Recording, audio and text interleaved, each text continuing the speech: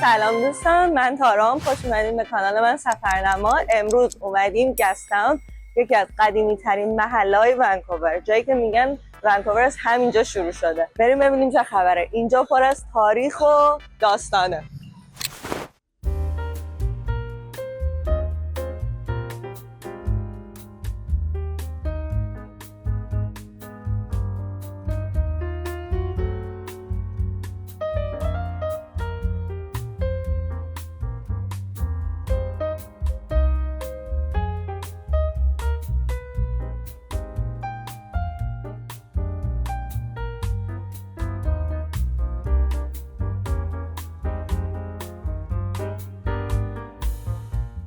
Hello, and thank you for your activation. I'm Tinfinity, the entertainment-oriented android. Would you like to hear your entertainment options? Yeah, sure. Option 1, a joke. Option 2, a song. Or option 3, a pun on any subject. Song. Please make your selection now. Song. Please make your selection now. Song. You've chosen song. Would you like a newer or older song? New York. Newer. Yeah. One moment while I download your song from the cloud. Song acquired.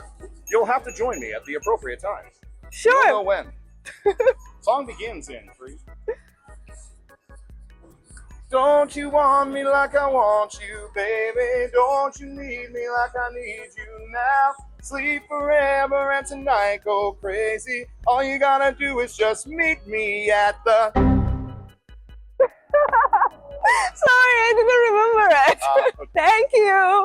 Bye. حالا چرا گستم؟ به خاطر اینکه سال 1867 جان دیتون از نیو وستمینستر با یه بشکه رم میاد اینجا و یه بار میزنه. اون موقع ونکوور هنوز به این شکل نبوده و تمام کارگرای اره‌بریای اطراف که توی جنگل‌های اطراف کار میکردن مشتریش میشن. کم کم اینجا پاتوقشون میشه، آدما دور هم جمع میشن و اینجا معروف میشه. و اون آدم معروف میشه به گسی جک. حالا چرا گسی جک؟ به خاطر اینکه پرحرف، بزدگو و قصه گو بوده و آدما رو خیلی خوب دور هم جمع میکرده.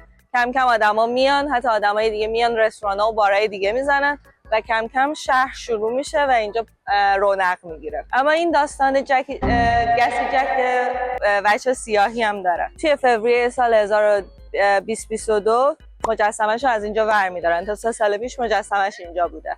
حالا چرا مجسمه‌شو برمی‌دارن؟ به خاطر اینکه گسی جک با یه دختر بومی 12 ساله از اسکوامیش، قبیله اسکوامیش ازدواج کرده بوده و یه جورایی شده بوده نماد استعمار و بهره کشی و خیلی از مدافعان بومی و حقوق بشر از این موضوع شاکی بودن و شروع کرده بودن شکایت از این موضوع که چرا باید مجسمه همچین آدمی اینجا باشه و کلا خلاصه شروع میکنن به تظاهرات و اعتراضا و بالاخره موفق میشن. سال 2022 فوریه 2022 توی تظاهرات این مجسمه رو از اینجا بردارن.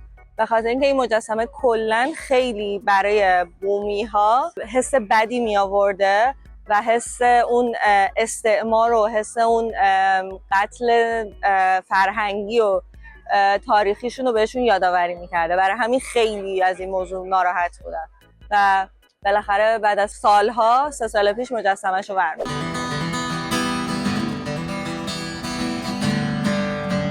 The first sight is when they first met.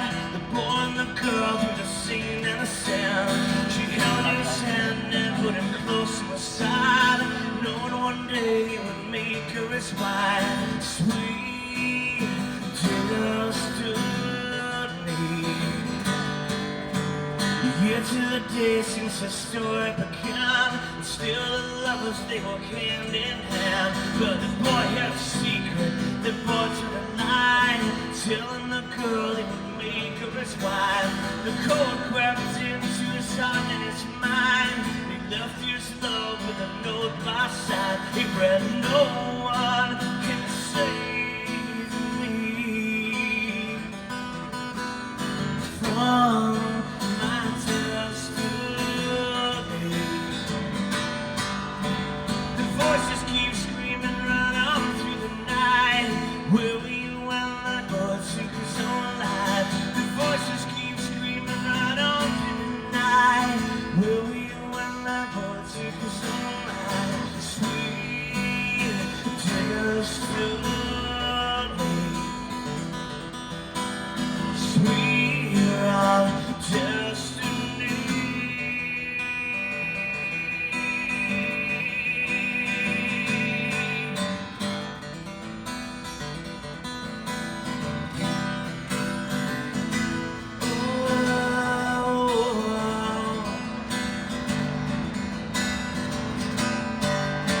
She jumped in the car and sped down to the place.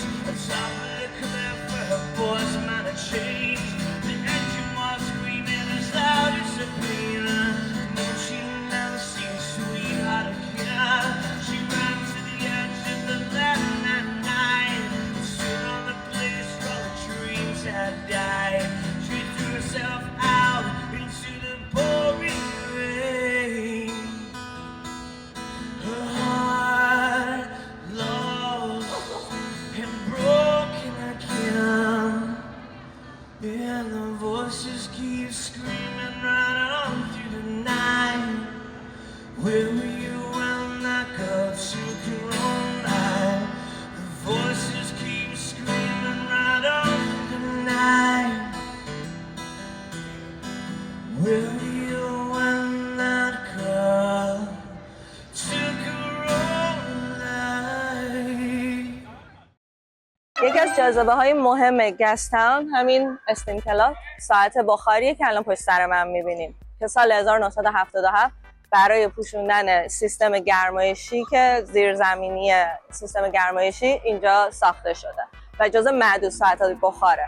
توسط ریموند ساندرز ساخته شده. طراحی شبیه ساعت‌های قرن 19 کلاً ترکیب مدرنیته و سنتی داره. هر یه رو یه بار صدا میده، زنگ میزنه، بخار میکنه و همه همونطور که میبینین میان وای میسن که ببینن و سر هر ساعت به تعداد اون ساعت زنگ میزنه و بخار میکنه.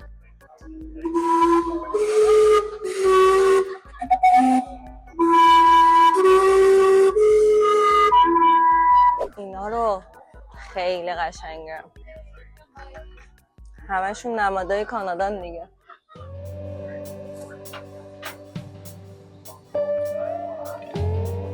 این چه بامزه است. حالا یه همچین چیز ندیده بودم.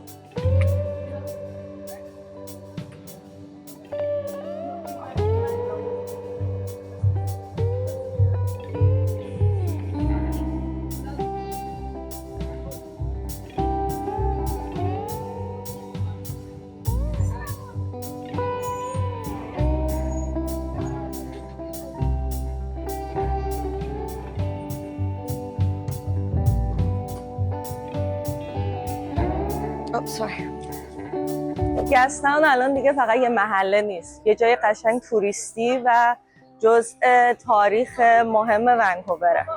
پر از بارا، رستورانای مهم و معروف و پر از همیشه وسط هفته ها هر موقع همیشه شلوغه و پر از جنب و جوشه، پر از شلوغیه و یه عالمه مغازه های حتی سوغاتی فروشی و چیزای مثلا واسه کانادا و اینا اینجا میفروشن. پر از مغازه های اینجوری هم هستش.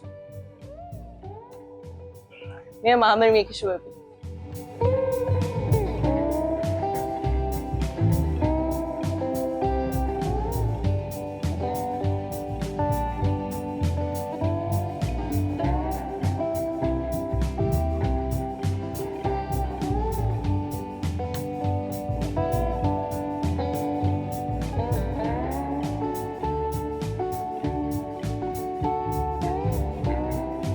این مجسمه ها همه نمادای سرخپوستا و افراد اولیه‌ای که اصلا کلا توی کانادا و قاره آمریکا زندگی میکردن دیگه.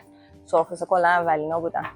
خیلی این مجسمه هاشون رو دوست دارم. ممنون که با هم همراه بودین. اینم از ویدیو امروز. امیدوارم که خوشتون اومده باشه. تا ویدیو بعدی، خدا نگهدار.